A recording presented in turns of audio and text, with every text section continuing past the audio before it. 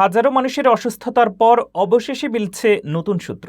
পরজীবী সংক্রমণের পেছনে থাকতে পারে এমন কয়েকটি খাদ্যপণ্যের তালিকা প্রকাশ করেছেন স্বাস্থ্য কর্মকর্তারা। কোন খাবারগুলো নিয়ে সবচেয়ে বেশি সতর্ক থাকতে হবে জেনে নিন প্রতিবেদনে।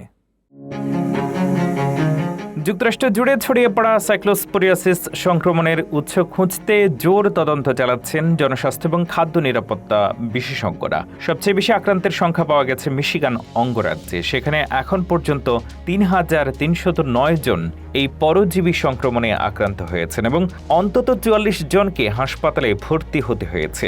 অন্যদিকে যুক্তরাষ্ট্রের রোগ নিয়ন্ত্রণ ও প্রতিরোধ কেন্দ্র সিডিসি দেশ জুড়ে ৬,৭৪৫টি সম্ভাব্য সংক্রমণের ঘটনা পর্যালোচনা করছে।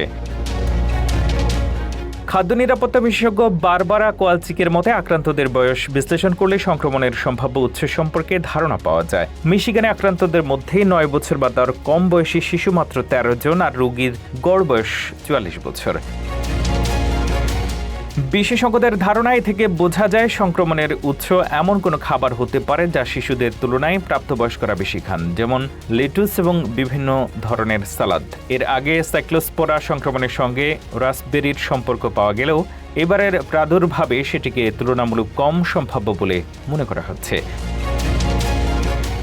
মিশিগান স্বাস্থ্য বিভাগও সতর্ক করে বলেছে, লেটুস বা সালাদ শাকপাতায় সংক্রমণের সম্ভাব্য উৎস হতে পারে। তবে তারা স্পষ্ট করেছে এটি এখনও নিশ্চিত নয় এবং তদন্ত অব্যাহত রয়েছে।